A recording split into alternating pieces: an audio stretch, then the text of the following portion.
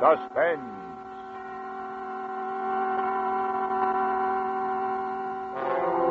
Radio's outstanding theater of thrills brings you an hour, a full 60 minutes of Suspense.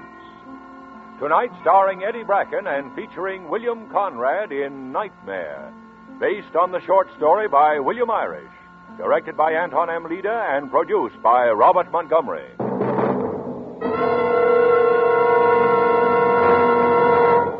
This is Robert Montgomery. Good night. You know, when you stop to think about it, one of the nicest things we say to one another is good night. A lot of thoughts are implied in those two words, and all of them are good. Actually, what we're saying is have a good night. May it bring you rest, may you sleep well, and if your sleep is invaded by dreams, may they be pleasant dreams. All good, well-intended thoughts bound up neatly into two brief words, good night. And sleep itself is a condition that most of us welcome. Quite apart from the biological need it serves, we're grateful for the momentary escape, for being removed from reality, for the quiet, peaceful hours on the fringe of consciousness. And so most of us, most of the time, anticipate the night and sleep. Families and good friends regularly surrender each other to the gentle care of the night and call it a good thing. But in the blackest recesses of night, there can be terror.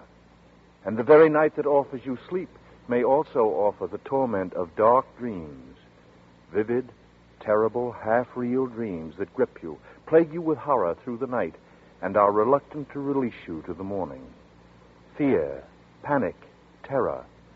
Of such stuff are nightmares made. Nightmares like the one we bring you tonight.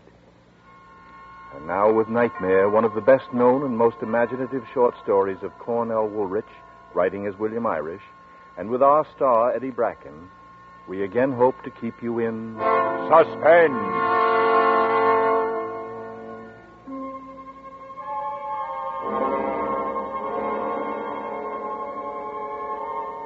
First, all I could see was this beautiful face. This beautiful girl's face, like a white luminous mask swimming detachedly against enfolding darkness. There was no danger yet, but I wanted to get out of wherever this was. There was 8 doors in the room with no free wall space between. I tried one, another, a third. They were the wrong ones. I couldn't get out. The flickering white mask began to change its expression. Slowly it became evil, vindictive. It spoke. It snarled. There he is, right behind you. Get him! Then he, was just a black huddle, a dark, lumpy mass. It slowly uncoiled until it loomed before me upright. It came toward me, with cataleptic slowness. I wanted to turn and run in the minute, the half minute, that's all there was left now. But I couldn't move. I couldn't lift a foot. I just wavered back and forth as if my shoes were nailed to the floor. He came on, his outline still indistinct like a lumpy clay image. I could see the arms come up from the sides and couldn't avoid them. They were like lobster claws. I could feel its breath on my face. I could feel the pressure of his hands on the side of my neck, rather than in front, as if trying to break it rather than strangle me. His thumbs were digging into the straining cord right under my ears, pressing into the tender spot of flesh right beside the jawbone. I closed the merciless hands and pried one off at last, but it wrenched free of my restraint, trailing a nail scratch across my wrist, and clamped itself back where it had been. I beat at his arched body, then pulled at it and grabbed at it with the instinctive clutch of a drowning man. A button came off in my hand, and I hung on to it. I don't know why. I just hung on to it. Is he dead? No, not yet. Finish it. Hurry. Hand me that drill. I put out my hands past him to protect myself, and something was put into one of them. She put it into my hand instead of his. I fixed my hand on it tight, lifted my arm, and drove it into him from the back. His dead body fell heavily and sprawled across me. It took almost a minute for me to push it away. Is it done? Did you kill him? When I stood up, she saw me. Then she disappeared as though swallowed by a shroud. I heard a door close and turned to see which one she'd used to get out, that I might remember and find my way out. But I was too late. When I turned, she was gone, and all the doors looked alike again. I was alone with the dead body. The core of my fear lay sprawled on the floor. I had to hide it, had to shut it away. I tried the doors one by one till one of them opened. It was a closet, a shallow closet, but enough to hold the body. I dragged it across the floor. I shut the door of the closet, pressing it tight in to keep the terror that the body still held away from me. Below the knob, I found a key, a strange key shaped like a three-leaf clover. I turned it, heard the lock click into place, then put the key into my pocket. But I couldn't keep my eyes away from the knob. It was turning slowly to the right and then to the left. And as it turned, it made a ringing noise. A ringing noise. A ringing noise. The knob. The door. The phone. Hello. 8 o'clock, Vince. Did I wake you? What? Who is this? It's Lil, your sister. I wanted to come up for dinner tonight. Oh, Lil, look, I'll phone you later when I'm awake, okay? Oh, sure. Bye. Bye. Oh, it was a dream. It was all a dream.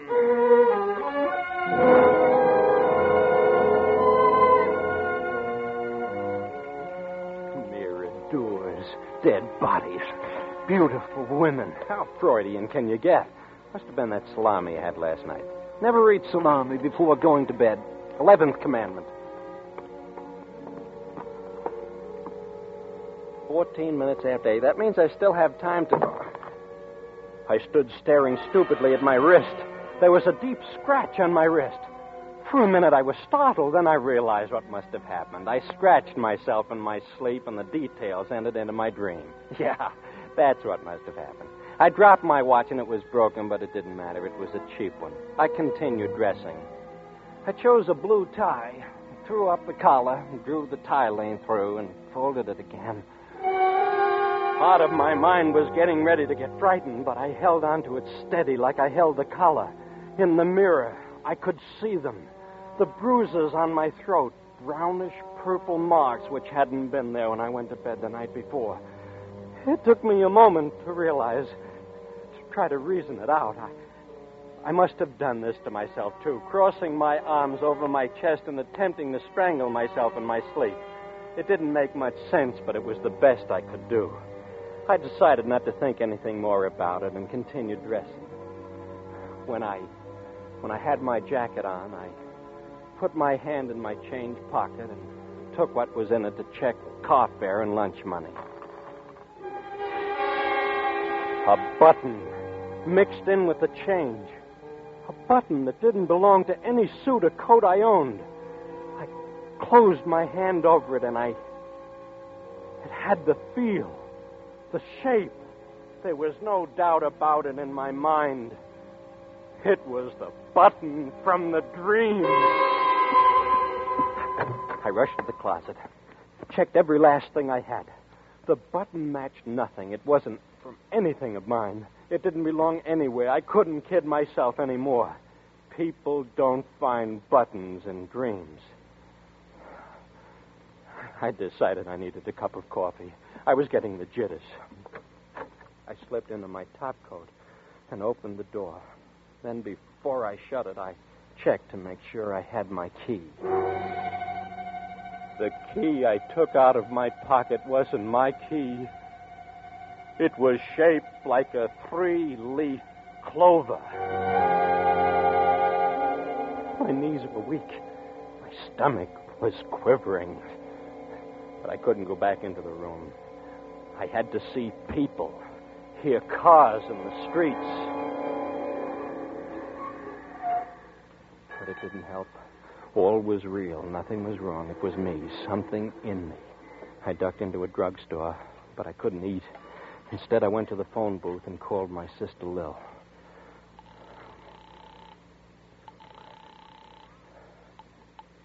Hello? Hello, Lil? Vince. Well, you awake now? Yeah, is Cliff at home? No, he went down to headquarters an hour ago. You expecting him back? I am if he doesn't run off with a blonde. Why? Then he won't be back until tonight. Well, you're a detective, too. How'd you figure that? Sorry I bothered you, Lil. I just wanted to talk to Cliff. Well, what about dinner? You'll be able to see Cliff then. Dinner? Well, sure, I'm No, thanks. I don't think so. Goodbye.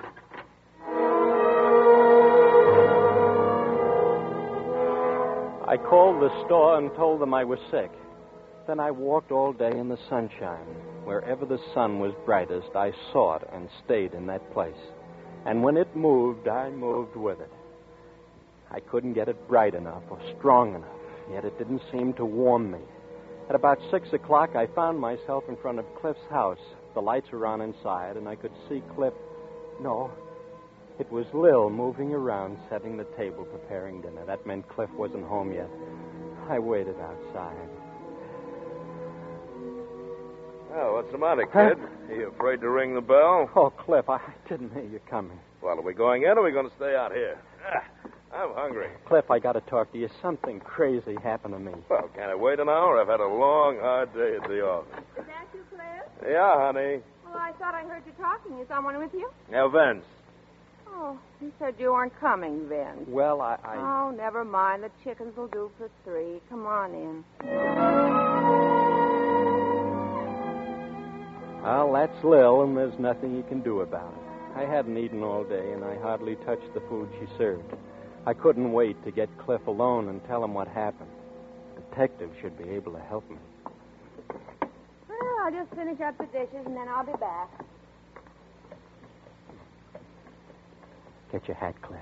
What? I've got to talk to you. Alone. Oh, well, sure, kid. Lil, Vince and I are going to stretch our legs. Be back in a couple of minutes. Now, Cliff, only beer. Okay.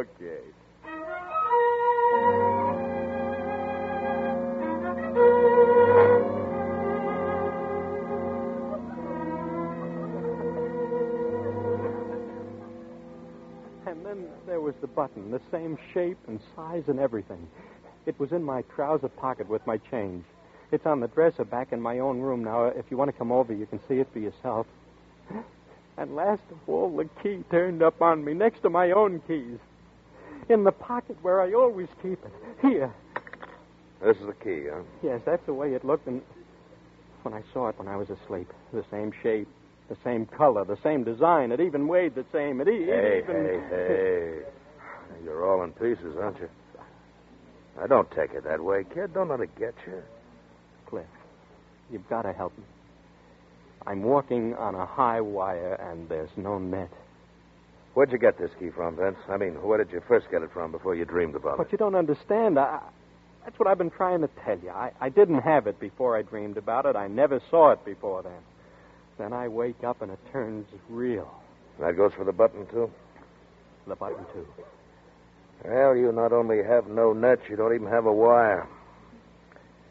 What's really got you going? Are you afraid the dream really happened? Is that it? Hey, don't you understand? There's a door somewhere in this city right at this very minute that this key belongs to. There's a man propped up dead behind it. I don't know where. I don't know where, nor who he is, nor how or why it happened. Only that I must have been there. I must have done it. Oh, why? Why would it come to my mind like that in my sleep? Why? You're in a bad way, kid.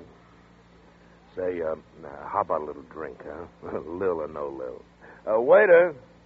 Only coffee. Oh? Yes, sir. Waiter, 2 coffees. 2 coffees? Yes.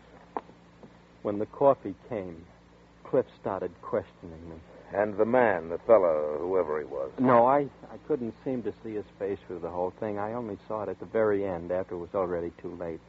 And then when the door started to open again, after I locked him in, and it seemed as though I was going to find out something horrible about him, I guess. But I woke up before there was time. Uh-huh. And, last of all, the place. You say nothing but doors all around you. Uh-huh. Have you been in a place like that lately? Ever seen one in a magazine illustration, in a story you've read in a movie? No. Well, let's get away from the dream for a minute. Let's leave it alone. Starting to get me, too. Now, what did you do last night before this whole thing came up? Nothing. Just what I do every night. I left the store at the usual time, had my meal at the usual place. Oh, you sure it wasn't something you ate? No food is responsible for that key. You can't create a thing like that from a dream. I didn't have it when I went to bed last night.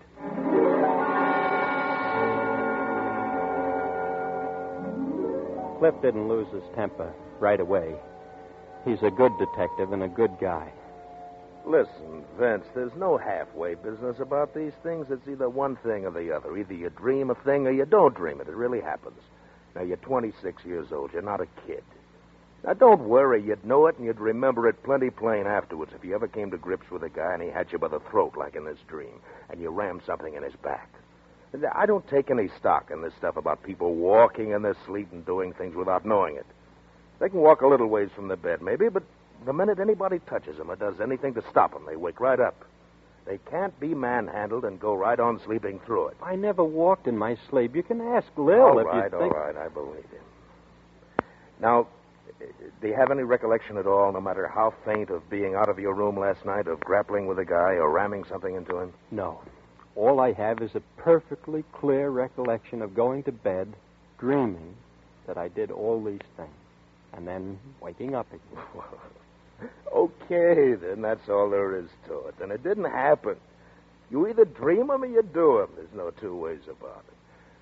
Don't say anything to Lil about it, will you, Cliff? Yeah, I should say not.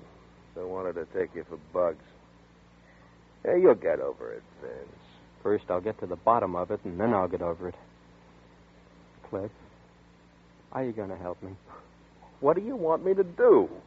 Well, you're a detective. You got the key and the buttons over in my room. You must have often had less to work with. Find out where they came from.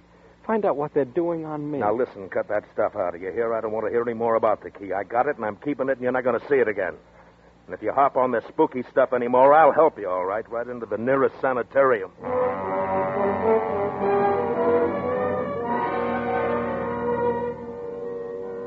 I was on my own, just like before I had been there. Me and my shadows. Next day, I phoned the store and told them I still wasn't feeling well. And then, well, I stopped in at a newspaper advertising bureau and composed an ad.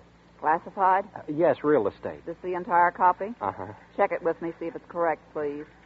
Wanted, I am interested in inspecting with a view toward leasing or buying a house with an octagonal mirror-paneled room or alcove, period. Location, size, and all other details of secondary importance, provided it has this one essential feature desired for reasons of a sentimental nature, period. Communicate Box L World Express giving exact details, period. Is that everything you want to say, sir? Yes, I believe so. How long you want it to run? A week. Should hear something in that time, shouldn't I? Should. Lady once advertised for an alligator that answered to the name of Lulu, and she got it in 4 days.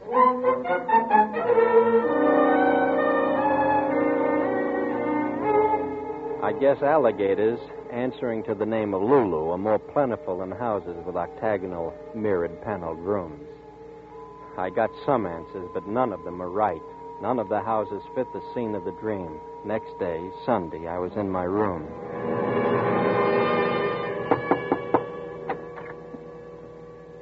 Hiya, kid. Hello, Cliff. What are you dressed for? Well, matter of fact, Lil and I are going to take a ride out in the country for the day, and she packed a lunch for 3. Cold beer, ham, and turkey Listen, sandwiches. I'm all right. I don't need fresh air joints to get rid of the devils, if that's the strategy you're trying to... No, kid.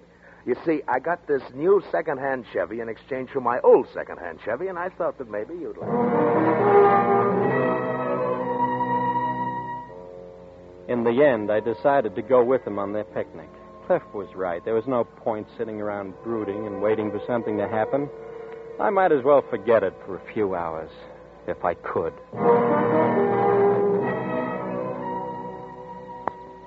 After our picnic lunch, I was almost beginning to relax. Have another sandwich, Cliff? Oh, why? I'll think of a reason later. You have just talked me into it, my dear. Just toss it over. Huh? How about you, Vince? If I had another sandwich, Lil, I'd never be able to move another muscle. Where are we, anyhow? I don't know. Ask the pilot. He got us here. So help me, I was flying blind. Well, here's a weather report just came in, friends. Rain, and soon. Well, how soon do you think, Vin? Right now. Come on, get the stuff into the car. Oh, I'm getting soaked. Then you take the blanket, I got the basket, Oh, huh? hurry up or we'll float back to town.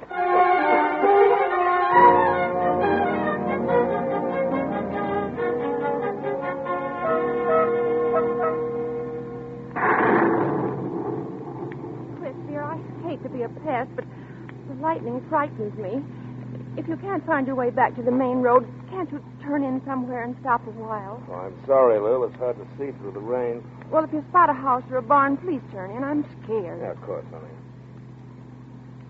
Yeah, if only I had some idea where we are. Can't see 10 feet ahead in this stuff. There's a cutoff a little ways ahead. Around the next turn, if you take it, it'll lead us to a house with a big, wide porch. We can get in under there. Well, how did you know that? Were you ever up around here these parts before? No. Well, then how did you... I don't know. Well, let's concentrate on driving instead of conversation. Have you seen any road signs? No, Cliff, not a thing, yes. Are you getting us more tangled up than we already were, Vince? No.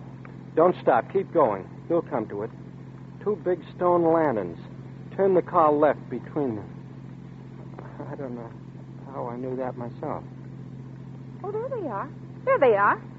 Well, turn, Cliff, like he told you. Yeah.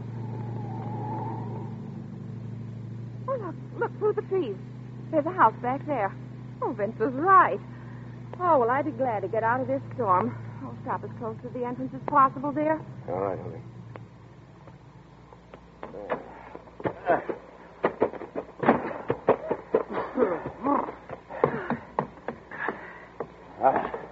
Well, it's dry here, but I wish we could get in and away from that lightning. I'll try the doorbell, Cliff. Okay.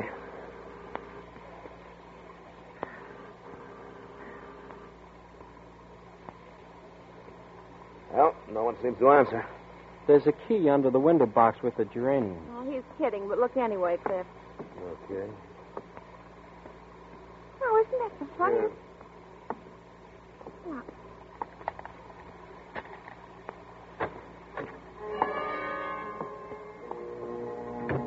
I'd better put on this light so we can see where we're going. Not that switch. That's the one to the porch. The one that controls the hole is on the other side. He's right. Well, what is this, a rib? How do you know so much about this place anyway, Vin? Oh, just a lucky guess on his part. Good afternoon. Cliff. Anybody home? Don't do that! He's cold, Cliff. He's shaking. Yeah. I was shaking, Do you see him? and I was closed. And he's acting so nervous. I was dripping with perspiration. I didn't know what made me say those things about the road and the key and the light switches, but they came out as though I had been here before. I was scared. Away for the summer, I guess. But it's funny they'd leave it unlocked like that. The electricity's still unconnected. Oh, here being a detective comes in handy, Cliff. We shouldn't get in trouble walking in like this. Well, as long as we're here, I don't think anybody would mind if we made some coffee. I'd love some. How about you, Cliff? Sure. Go ahead. I couldn't look at Cliff, though I felt his eyes burning a hole in the back of my neck. Lil went into the kitchen, and I began to wander around nervously.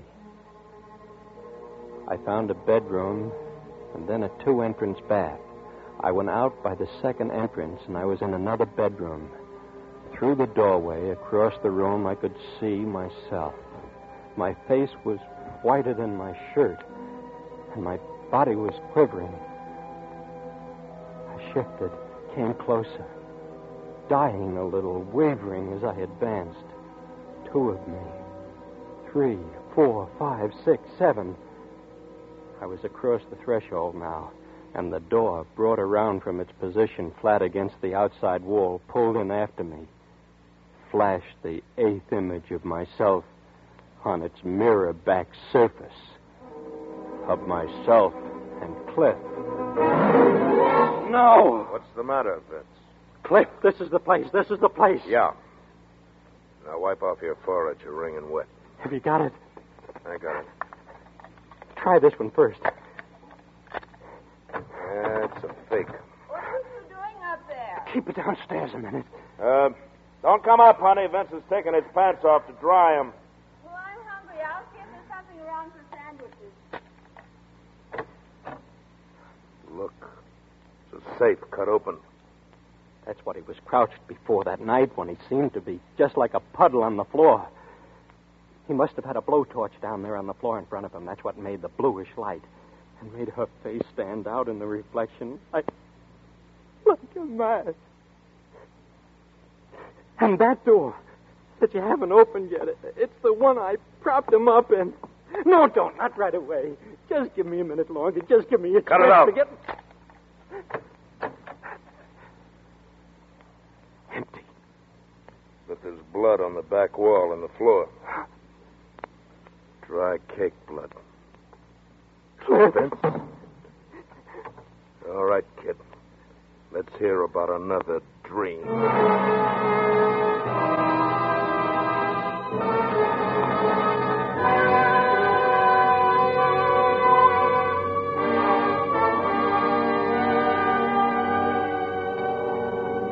In tonight's full hour of suspense, Eddie Bracken appears as Vince in Nightmare by William Irish. Tonight's study in suspense.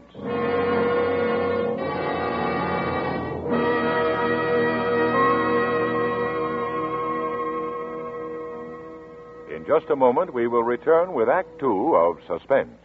This is CBS, the Columbia Broadcasting System.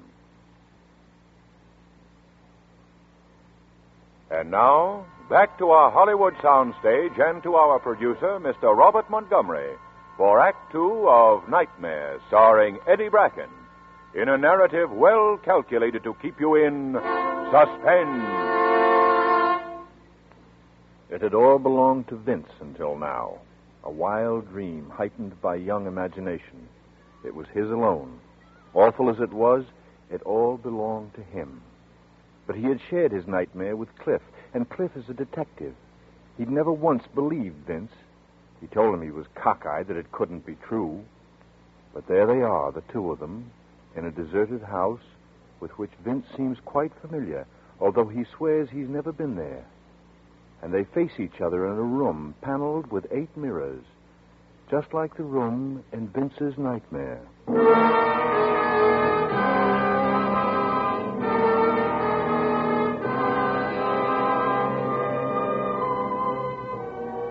I don't know what Cliff would have done up there in the mirrored alcove, but I blessed my sister when she called us down for coffee. Cliff and I went through the motions of eating with Lil and then waited tensely until she dozed off in the living room, tired out of the excitement of the storm. Then Cliff pushed me back into the kitchen and shut the door. He gave me a look that belonged in a police station basement and lit a cigarette. He didn't offer me one. Policemen don't with their suspects. He bounced the match down, then he shoved his hands deep in his pockets. Now make it short and make it quick and leave Freud out of it. You think I lied, don't you? You knew which cutoff to take that would get us here from a dream, didn't you? You knew about the stone lanterns at the entrance from a dream, didn't you? You knew where the key to the front door was cached from a dream. You knew which was the front porch switch and which was the hall from a dream.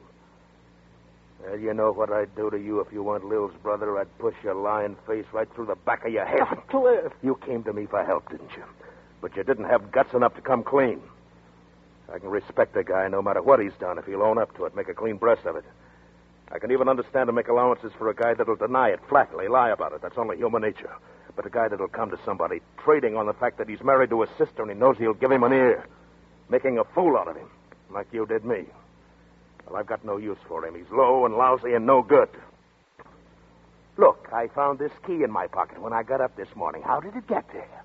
Look, I found this button. Some dream, wasn't it, all right? Well, the dream's over and baby's awake now.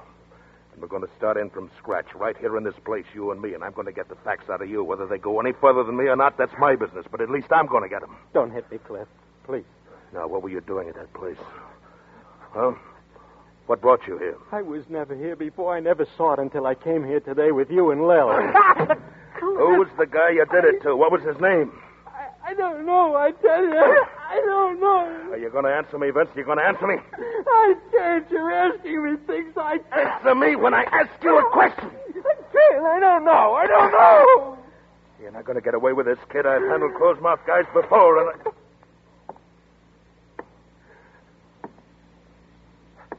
I don't use this gun much, but I know what to do with it.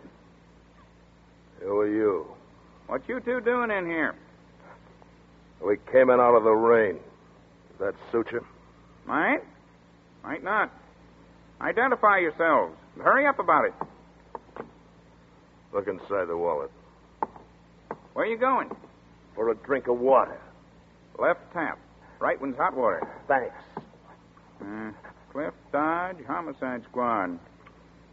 Glad to know you, Dodge. How about a little identifying yourself? Well, I'm a deputy attached to the sheriff's office. Detailed to keep eye on this place. See my badge? I was to home having a little supper and... Hey, how'd you get in? Thought I had it all locked up safe and sound. The key was bedded in a flower box on the porch. 'Twas, huh? Must be a spare then. Funny. We never knew there was a second one ourselves. Why should this house be your particular concern? Was a murder uncovered in it last week. There was? Well, I'd like to hear about it. All about it. We all sat down. I saw the deputy was enjoying this, talking shop with a big city detective. Cliff listened while he kept an eye on me. Well, this house belonged to a wealthy couple named Fleming. Husband was away on business in South America when it happened. In fact, we ain't been able to reach him to notify him yet. Wife was a purty little thing. Was? Yep, real purty. Flirty, too. Used to fool around with a friend of her husband's named Ayers, Dan Ayers.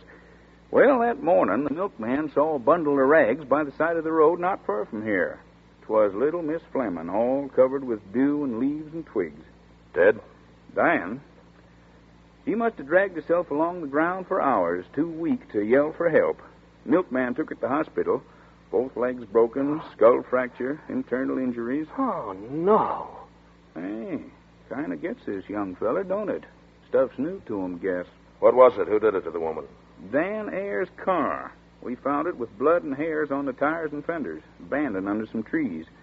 At the same time, Wagoner, that's my chief, he found the safe in this house busted and looted. It's in an 8-sided mirrored room they got on the floor above. I'll take you up and show you afterwards. Oh. Cut it out, Vince.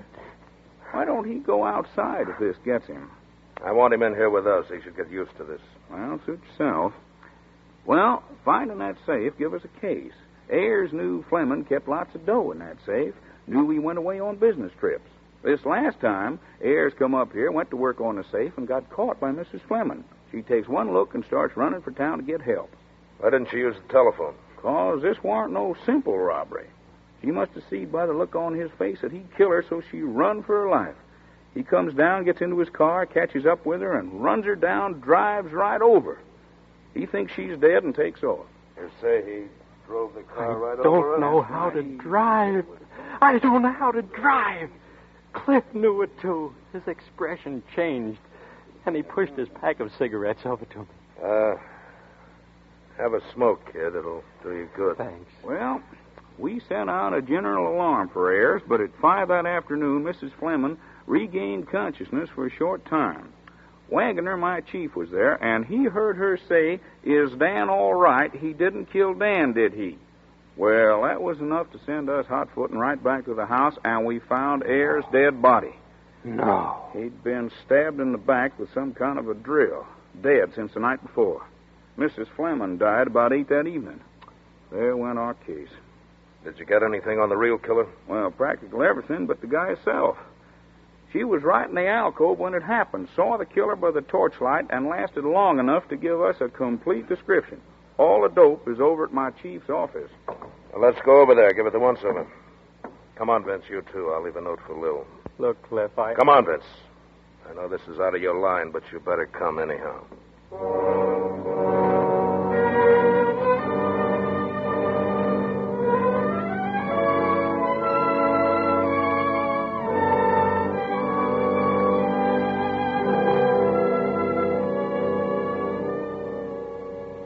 Glad you come over, Mr. Dodge. You too, Mr. Hardy. I'm interested in hearing the description of the killer.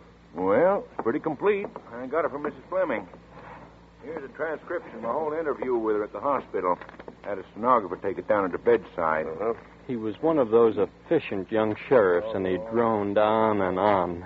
My clothes became drenched with perspiration, and my stomach was quivering again. Feel there's body. Well, here's what you want, Dodge. Killer was about 25 and skinny. Cheekbones stood out, cast shadows in the torchlight as wavered on his face. Uh-huh. Had He a must be looking small, at me. thin nose. I covered my cheeks with my hands and stared down at the floor. My face was burning under my fingers. He had light brown hair. She even remembered that. It was parted low on the left side. Take a woman to notice a thing like that, even at such a moment. And an unusually long forelock that kept falling in front of his face. My hand went up a little higher and brushed mine back. It only fell down again like it always did. His eyes were fixed and glassy, as though he was mentally unbalanced. He had on a knitted sweater. It was darned up in the neckline in a different colored yarn. Lil made it Another for me, thing, a woman. and I burned it with a cigarette. She fixed it up the best way she could, and Cliff knew about it. Yeah, took us hours to get, but that's it. You got pictures of Mrs. Fleming and Ayers? Death photographs. Care to see them? Yeah, let's have a look. I got weaker and dizzy as they handed the pictures around. I didn't look at them, but I saw Cliff distract the other men's attention long enough to slip them on top of the file case. Well, I guess Next thing I knew, we were getting ready to put the lights out and leave. Coming, Vince? Yeah. I'll run you folks back to the house. It's on my way home. Well, Sheriff, thank you very much. Say, Vince, run back a minute and see if I left my cigarettes in Mr. Wagner's office, huh? Sure. Sheriff, I want you and the deputy to look me up. His voice dwindled behind me, and I was in the darkened office again, alone. I knew what I'd been sent back for. He wanted me to see those pictures. I switched on the lights. They were on the file case. I took them in my hands and I stared at them.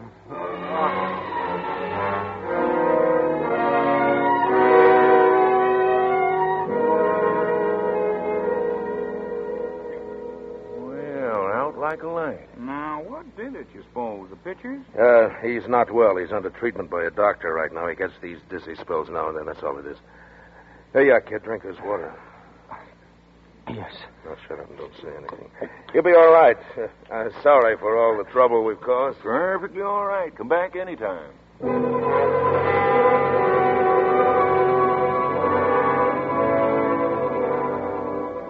That was a place I never wanted to go back to.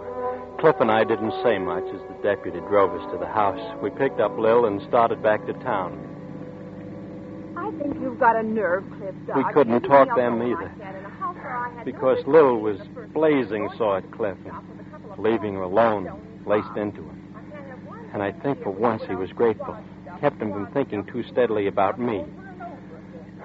She only quit when we were near my place and she saw me holding my head. What's the matter, Vince? Don't you feel well? The outing was a little bit too strenuous for him. No wonder the way you drive. Yeah? Well, I got us here, didn't I? Great. I'll see what I can do about having you decorated for it. I'll go up with Vince a minute. No, it's all right. I'm coming up with you, Vince.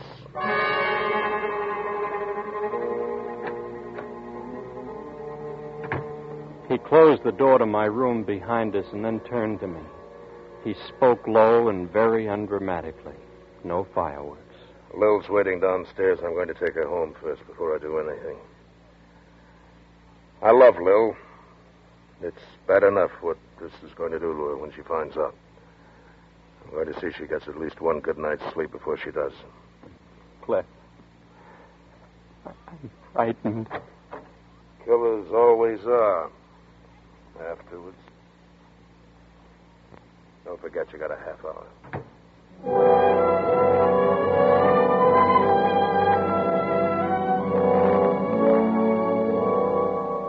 I didn't move for about half the time he'd given me.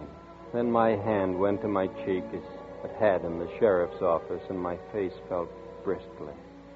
Without thinking, I went into the bathroom and turned on the warm water tap. I took my cream blade holder from the cabinet, not a sheer reflex of habit, and I realized I didn't need the cream and the holder, and I put them back. I took the razor in my hand.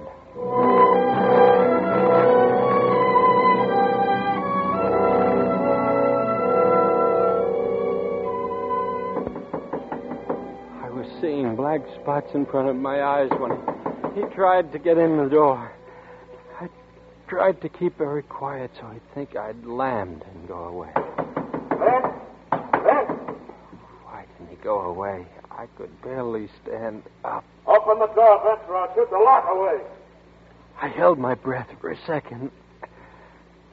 And then I had no strength left.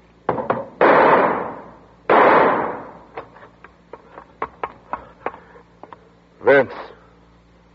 You could have saved yourself a trip back, Cliff.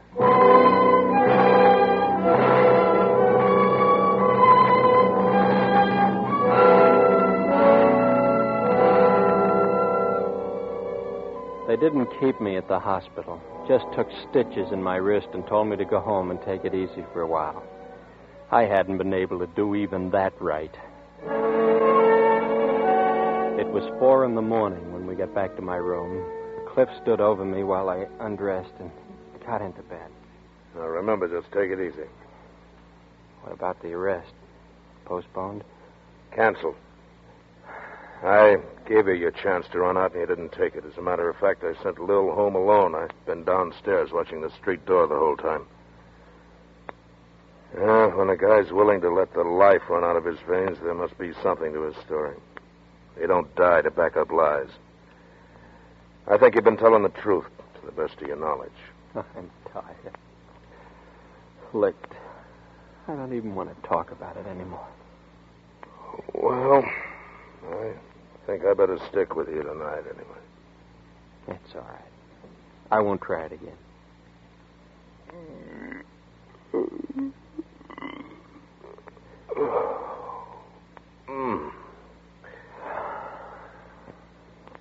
Yeah, there's blood on the floor.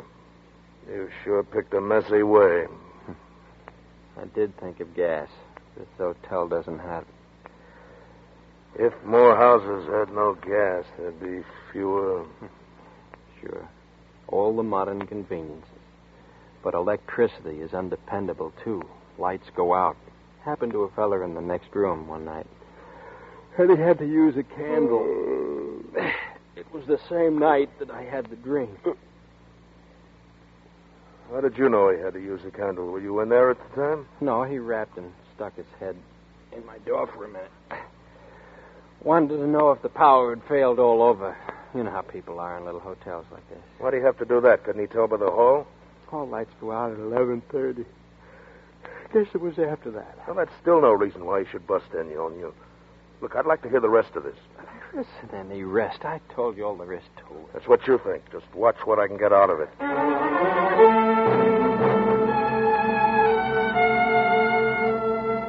He wouldn't let me go to sleep.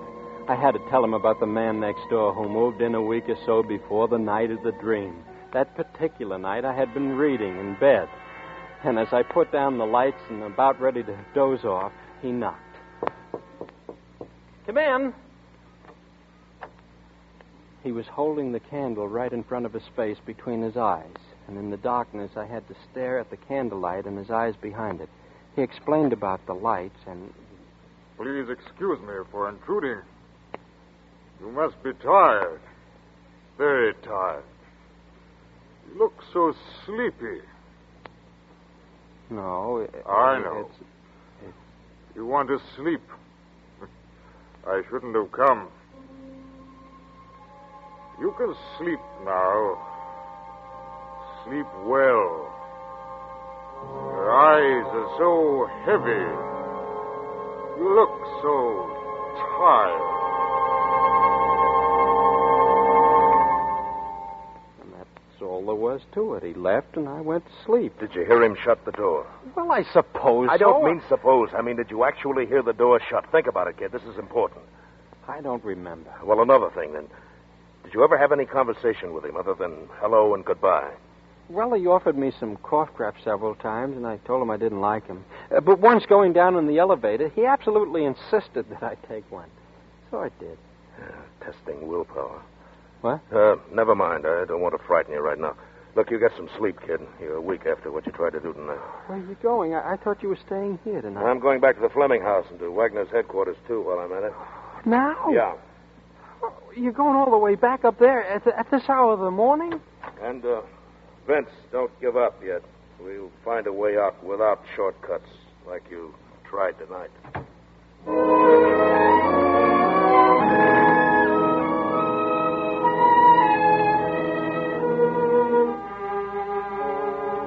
I didn't wake until noon, but I didn't dare leave the room for a cup of coffee. I didn't want to miss Cliff when he got back. About 2, there was a knock on the door, and I almost fell over in my rush to open it. Cliff, Oh, excuse me. Sure, mister. Say, are you Vincent Hardy? Yes. Well, I think I got what you want. What I want? Yeah, my Uncle Henry built it. He was crazy.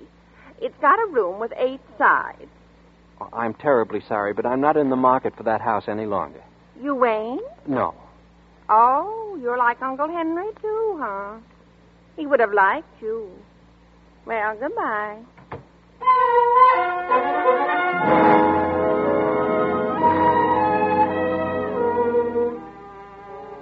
Cliff finally showed up around 3. He looked terrible. He hadn't slept all night. He showed me a picture he'd brought. You know this guy, Vince? This guy? Well, the glasses are missing, and the mustache, and the hair isn't rumpled. But Cliff, Yeah? this is the guy from next door. Where'd you get this picture? From Wagner. It's Mrs. Fleming's husband. They're both the same fellow? Right. But there's no out in it for you. I got that straight, kid. I checked the fingerprints Wagner got. They're yours. You and nobody but you went into the Fleming house, killed Ayers, and hid his body in the closet. No. But you didn't kill Dorothy Fleming because you can't drive. Now, somebody else did that in Ayers' car. Somebody who brought you up there and was waiting for you at a safe distance. But why didn't I know I was doing? Well, that'll come later. What we have to do now is prove that the circumstance of the drink could have happened. Get it down on record officially. It isn't perfect, but it's the best we can do. Well, what do you... I think it's better if you don't know too much. A telegram addressed to Mrs. Fleming was received from her husband while I was up there. He's arriving back from South America today. Where are we going? Where is the place you'd least rather go of all places right now? That room. That house. I'm sorry, kid, but that's the place you're going to have to go back to and stay in alone tonight. If you ever want to get out from under the shadows again. Now, what do you say? Shall we make the try? Okay. I'm ready.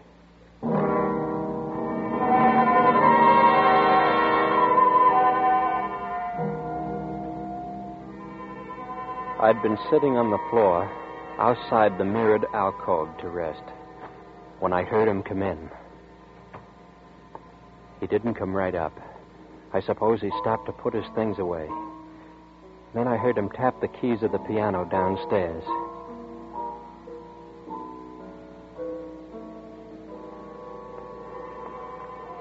Then I heard his footsteps coming, and I pushed myself backwards along the floor into the alcove.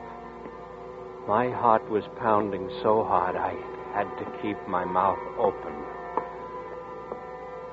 He was in the bedroom, opening suitcases, looking for things. I pushed myself into the closet where the body had been, and in a moment, he walked into the alcove and put on the lights. I could see him through the keyhole as he walked past the door. Then he stood still, turning to go. This was the time. Now. I held the gun tight and pushed the door open soundlessly. He heard me as I stepped into the room and whirled around. I wanted to yell at the top of my lungs at him. But I kept my lips together. Cliff had drilled me carefully on how I should act, what I should say. He'd particularly warned me to make Fleming talk first. We stared at each other for an eternity. How did you get here? You showed me the way, didn't you? You remembered coming here? Didn't think I would, did you? You couldn't have. Then how did I come back again? You explain it. How long have you been in here, like this? Since after dark. I got in before you came home. What'd you bring with you? Nobody. Just this, a .44 automatic. That's all the company I wanted with you. Uh-huh. Exactly how much do you remember? Much more than you think. You remember the drive up? You couldn't have. I told you to remember it only as a dream. You had the look. What look?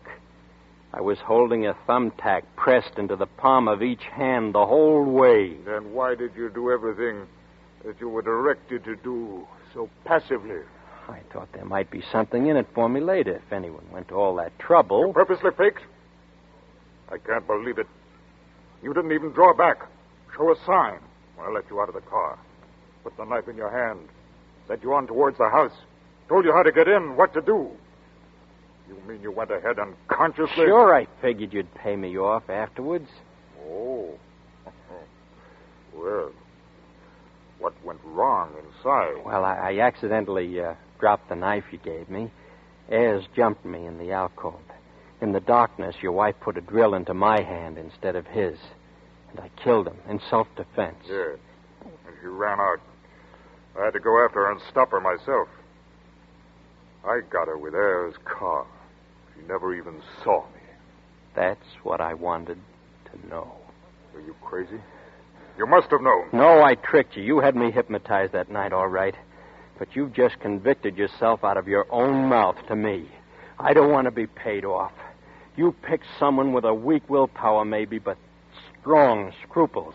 I was an honest man. You made me commit murder. I can't clear myself in the eyes of the law ever. But you're going to pay for doing that to me now. This way. Wait. Don't do that. That won't help you any. You shouldn't have left me alone. That was your mistake. Here you go, Fleming. Wait. Wait 1 minute more. Just a minute. Now look. Look at me. Look at my eyes. Cliff had warned me to be careful, but I wasn't careful enough. I couldn't seem to help myself. I just glanced at him. Our eyes met, and suddenly mine couldn't get away anymore, as though they were hit by glue. A sort of torpor turned me into wax. But I made an effort to do one more thing. It came out as a single sentence. Fleming, I'm going to shoot you. No. You're tired. You don't want to shoot anybody. You're tired. The gun's too heavy for you. Why do you want to hold that heavy thing? That's right. You're tired. Tired.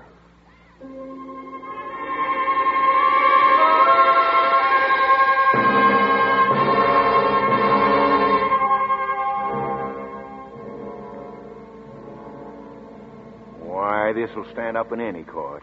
There's enough evidence on this wire recorder to send Fleming to the electric chair. Listen. Huh?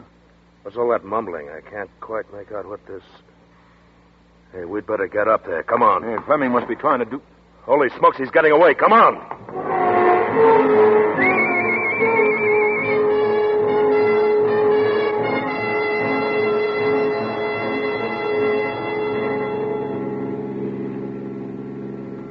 There's a pencil and paper in the glove compartment. Take them out. Good. Now write what I tell you. Start. I am wanted for the murder of those 2 people at the Fleming house. They're bound to get me sooner or later. And I have no chance. I see no other way but this. Now, sign your name. Vincent Hardy.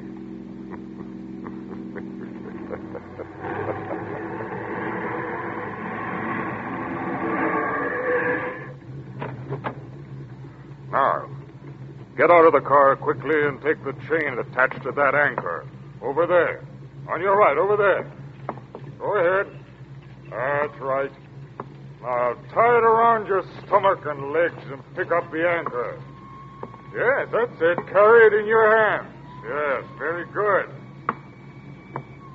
Oh, someone coming. Now then, walk. Walk to the end of the dock. Hurry, you fool, and throw the anchor into the lake. Go ahead. Hurry. Goodbye, Vincent.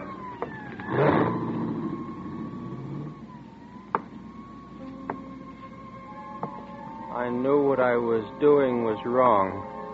I fought against it as hard as I could.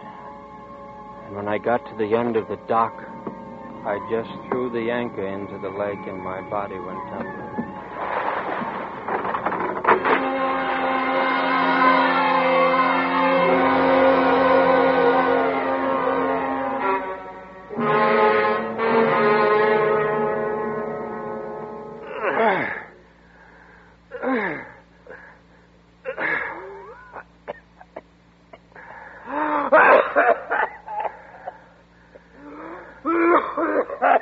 Well, there he is. He's all right now.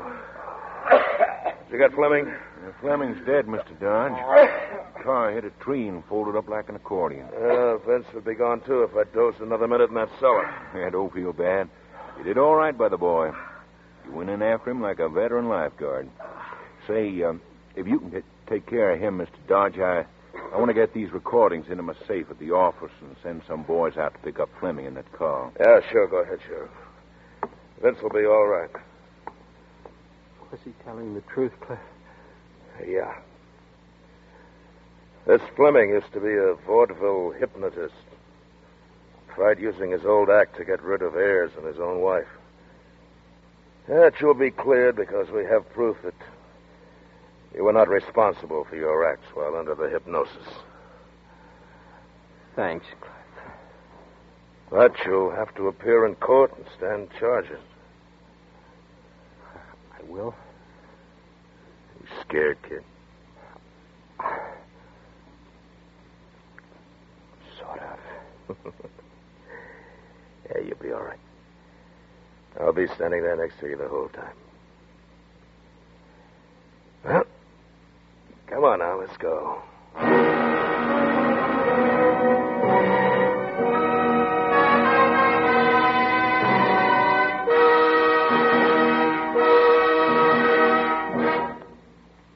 This is Robert Montgomery. Our congratulations and thanks to Eddie Bracken and William Conrad for 2 fine performances in Nightmare. Next week, for Suspense, we treat the subject of weather in a locale that is famous and infamous for its weather, England. And in order to do justice to the ill-famed atmospheric conditions which often shroud this island, we shall present an hour of suspense divided into two separate half-hour dramas. Two select studies with two elements in common: dramatic weather and dramatic suspense. Taken one at a time, these plays are singular triumphs. Put them together, and, well, I can promise you a deadly combination next week, when with Wet Saturday by John Collier and August Heat by W.F. Harvey, we again hope to keep you in suspense. Good night. Mr. Montgomery may currently be seen in the Universal International production Ride the Pink Horse. Mr. Bracken will soon be seen in his forthcoming production, 750 Smith. Nightmare by William Irish was adapted for radio by Alfred Pauka, directed by Anton M. Leader, and produced by Robert Montgomery. Bud Gluskin is our musical director and conductor, and Lucien Marowek composes the original scores. Next week, hear two great shows, Wet Saturday and August Heat, on radio's outstanding theater of thrills, 1 hour of Suspense.